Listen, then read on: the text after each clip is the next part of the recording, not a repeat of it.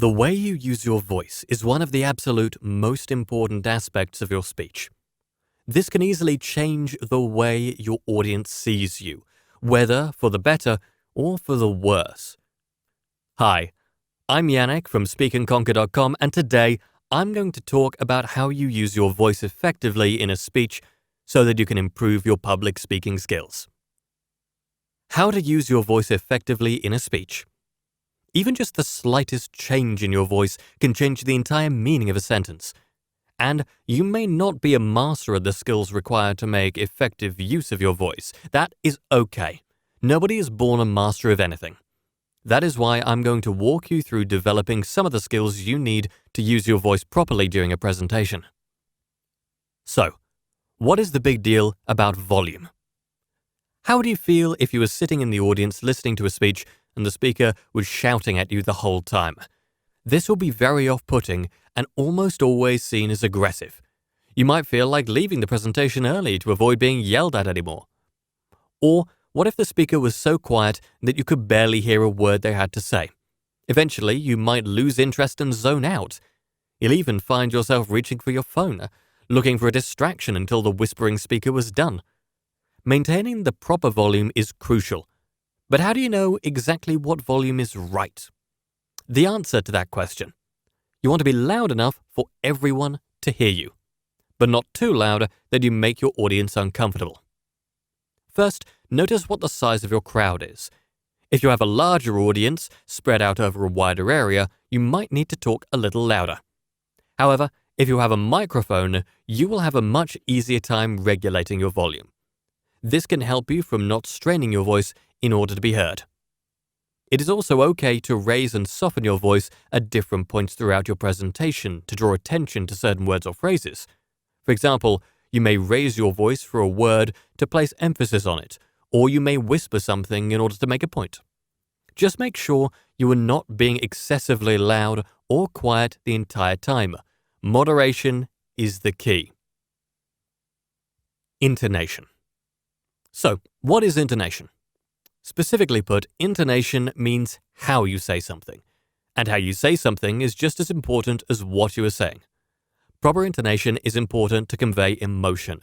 Your voice should fluctuate naturally, because speaking in a monotone variation will do nothing but bore your audience. The next time you have a one-on-one conversation, think about how you already use intonation. Do you say every sentence, word, syllable in the same way? With the same volume? Or by placing the same emphasis on every word? Chances are the answer is no. That would be the correct answer. Remember, don't force it though. Try to practice giving a speech as naturally as you would explain something to a friend. Let your words flow. After all, it is better to sound natural and flowing than to sound like you were trying to be a robot on stage.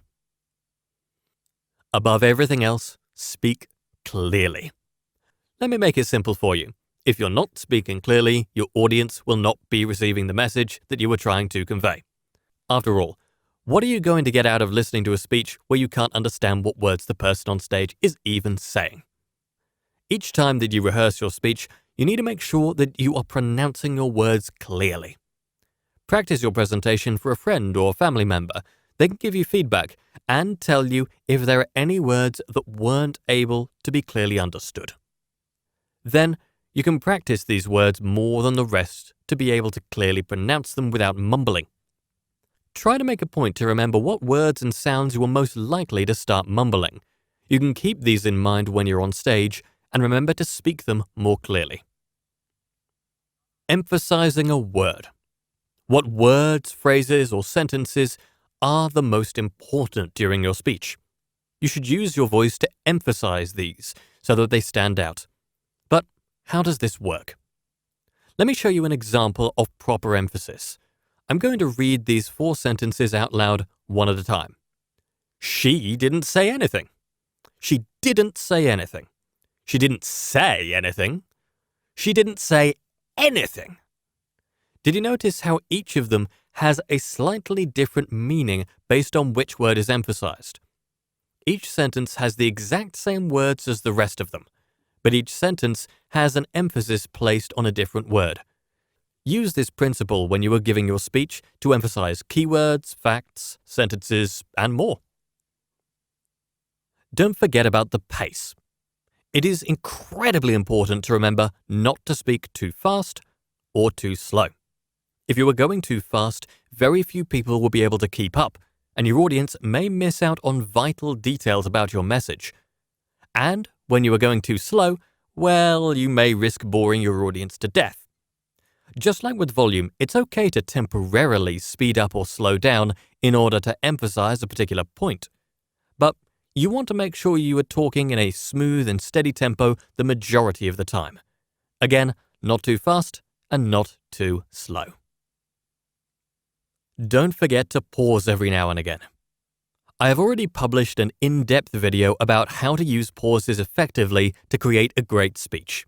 If you're interested, then you'll find the link to this in the description of this video. Nevertheless, I'm going to give you some of those tips here too. You should consider using pauses to switch topics, change sentences, or end a paragraph. To replace filler words such as and to emphasize a word or phrase. To make up for when you have lost your place. To ask a hypothetical question. To think of an answer for a question asked by an audience member. Pausing is natural when done properly and effectively. It will also give you a chance to give your voice a much-needed rest, no matter how short of a rest it is. Pausing is a wonderful way to remember that it's not just what you are saying, but also how you are saying it. How to take care of your voice. If you know me, you know that I almost always offer an extra tip, and today it is this. Don't forget to take care of your voice. This is especially important if you speak in public a lot, or work in a field where you are required to use your voice on a daily basis. If you rely on your voice to make a living, you must care for it. Here are a few things you can do to take care of the quality of your voice. Avoid excessive screaming or yelling. Both of these can cause serious harm to your voice. If you regularly spend days cheering loudly at the local baseball game or nights screaming at a concert, you may want to think about changing some of your lifestyle habits. After all, remember that your voice is irreplaceable. Avoid whispering or clearing your throat. You should also avoid whispering or clearing your throat as much as possible, since both of these can actually be significantly harmful to your vocal cords. Don't forget to rest. After speaking or using your voice for long periods of time, you should vocal rest. That means don't speak for a given amount of time in order to let your voice rejuvenate itself. You may choose to do this for the rest of the day, for an entire day, or for even longer. How long you choose to rest your voice is up to you. If possible, give yourself a period of no talking and no using your voice before you give a presentation. This will help you rest up for the big event. Sometimes you have to stop. If you are doing something with your voice that hurts, stop as soon as possible and don't do it anymore. Whether you are imitating a funny sound or doing something louder than what you usually do, you should never use your voice in a way that causes physical discomfort. What if you have a sore throat? If you have been sick with a sore throat or coughing, avoid excessively using your voice during that time. Your voice is already under a lot of stress from illness, so be gentle to yourself, and if it's possible, try not to give any big presentations when you are under the weather. Additionally, if you absolutely have to use your voice if you are having throat problems, it is very useful if you are able to drink something with honey in it. This helps to coat and relax your throat. It won't reduce the damage to your throat, so still don't speak for long periods of time, but it will help you get through it, and it'll reduce the amount of damage you do to your throat while speaking. If you want to have something convenient on hand, there is a syrup called peipakoa, found in a lot of Asian food markets, which is very useful for this. Avoid smoking. Avoid smoking as much as possible. If you are a smoker who can't quit, at least try not to smoke right before or after a presentation. When you take care of your voice, It will thank you by performing well when you need it to. And as always, being mindful of your health in any way is a rewarding endeavor. Don't drink coffee or sweet drinks before your speech. Limit caffeine and sweet drinks before your speech. Why? Because they make your mouth dry, and it's hard to speak if your mouth is dry, isn't it? Also, caffeine is a stimulant that may keep you awake, but it also noticeably increases anxiety levels. You should be drinking water, and a crucial element is that you shouldn't just be drinking water directly before a speech. If you do so, you will end up with a mouthful of water and you will be talking extremely sloppily. Make sure to drink a significant amount of water at least 3 or 4 hours before you have to give a speech, otherwise it's not going to be very effective. You should also make sure to drink water before you go to bed. On the topic of vocal rest, it's extremely important to get enough sleep. That is how your body, including your throat, is able to recover.